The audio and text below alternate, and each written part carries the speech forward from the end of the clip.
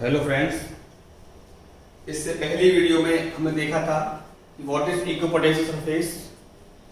In this video we will discuss some properties of equipotential surface कि इसकी properties क्या क्या होती हैं। तो इसकी 3 बेसिक प्रॉपर्टीज के बारे में हम इस वीडियो में डिस्कस करने वाले हैं। तो पहली जो प्रॉपर्टी है इसकी वो ये है कि कोई भी दो इक्विपोटेंशियल सरफेसेस आपस में कभी भी इंटरसेक्ट नहीं कर सकते हैं।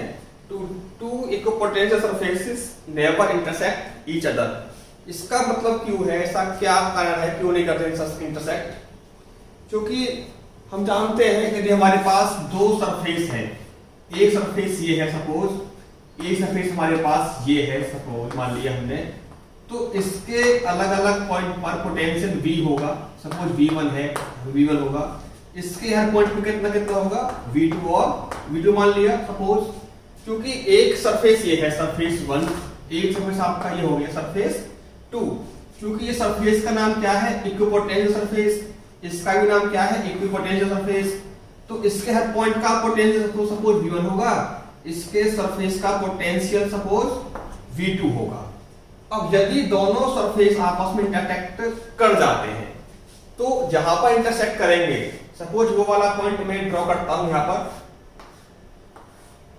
सपोज यहां पर आपका जो सरफेस का क्या हुआ है, इंटरसेक्शन हुआ है, तो ये वाला पॉइंट दोनों सरफेस पर लाई करेगा।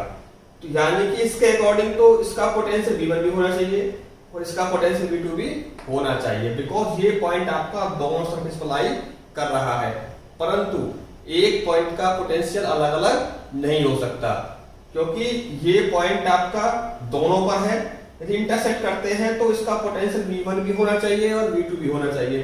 बट इन प्रैक्टिस क्या होता है कि एक पॉइंट का दो अलग अलग पोटेंशियल एग्जिस्ट पॉइंट पर नहीं कर सकता। हेंस कभी भी आपके दो सरफेस इंटरसेक्ट आपस में कभी नहीं कर सकते।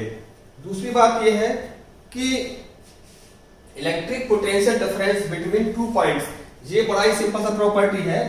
क्योंकि हम जानते हैं नाम से ही, यदि कोई सरफेस आपका ये है तो इसका जो पॉइंट का नाम A है, इसका नाम B है, इसका सरफेस पॉइंट पर जो लाई कर रहा है ये, इसका नाम A का पोटेंशियल VA है, इसका पोटेंशियल सपोज VB है। तो VA इक्वल टू कैसा होगा, VB होगा। तो डिफरेंस कितना हो जाएगा, 0। It means potential difference between any 2 point on the surface will be 0। तो इसका क्या फायदा है, हम जानते हैं वर्क डन का फॉर्मूला।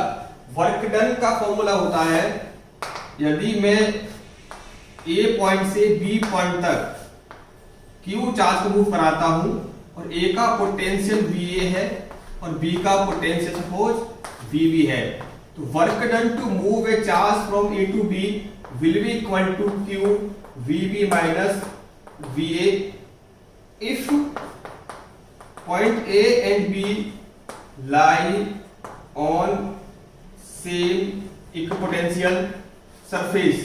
तो ये कितना होगा, ये होगा आपका 0।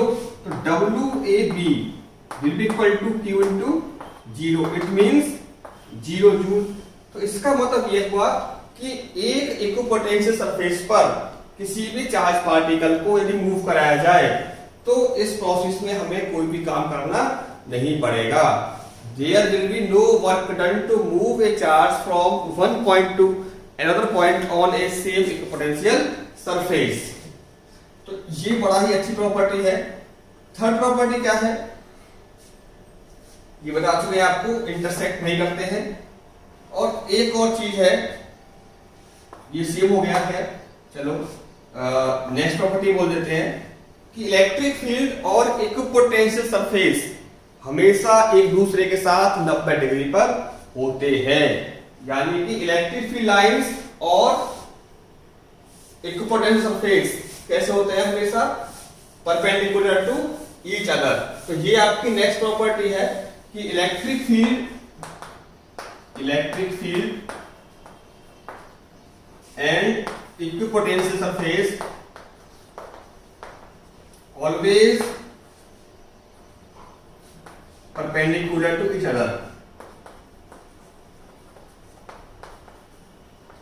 आपसे इसको प्रूव करने के लिए भी एग्जाम में कई बार पूछा गया है, तो देखते हैं इसको प्रूव कैसे करते हैं। चलो, suppose we are taking a surface like this, suppose point A, point B, point A से बी का जो गैप है सपोज वो डी आर है।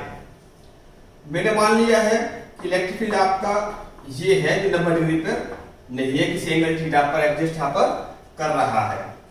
अब यहां पर सपोज एक मैं रखता हूं point charge, suppose Q not, तो चूंकि इस पॉइंट का जो इलेक्ट्रिक फील्ड है वो कितना है, ई है, तो इस पॉइंट पे लगने वाला जो फोर्स होगा वो कितना होगा भाई, क्यू नॉट ई। अब मैं इस क्यू नॉट ई फोर्स से इस चार्ज पार्टिकल को ए टू बी डिस्प्लेस करता हूं, तो मुझे कितना काम करना पड़ेगा। अब मैं जानता हूं यदि ये मेरा फोर्स एफ है, ये एंगल थीटा है, ये एंगल ये डिस्प्लेसमेंट एस है, तो वर्क का फॉर्मूला होगा एफ एस कॉस थीटा। तो इसी प्रोसेस के अकॉर्डिंग देखते हैं। फिलहाल हमारा ये फोर्स कितना है, q naught E, it is displacement d r, angle is theta, A to B. तो ए टू बी मूव करने में जो मुझे वर्क करना पड़ा होगा वो कितना होगा, W equal to f d r cos theta. F का मतलब q naught e, d r it is cos theta equal to W। But चूंकि point A and B lie on the same equipotential surface, hence it will be equal to 0। तो ये आपका हो गया q naught e dot d r, ये कौन जाएगा 0 में, 0 equal to e dot d r. तो यहां देखिए आप ई का और डी आर का डॉट कितना आ रहा है, 0। It means vector E and d r vector will be perpendicular to each other. अब डी आर हमारा कहां है, डी आर हमारे प्लेन में है, तो ई को इसके साथ क्या होना पड़ेगा, परपेंडिकुलर होना पड़ेगा। इसका मतलब ये हुआ यदि ये आपका कोई सरफेस है तो ई आपका इनके साथ हमेशा 90 डिग्री पर होगा। ये आपको ध्यान रखना है कि 90 डिग्री पर होंगे आपके इक्विपोटेंशियल सरफेस और इलेक्ट्रिक फील्ड वेक्टर। ये कुछ प्रॉपर्टीज थी। वर्णन 0 होगा, ई और सरफेस आपस में 90 डिग्री पर होंगे, दो सरफेस आपस में इंटरसेक्ट नहीं कर सकते, ठीक है।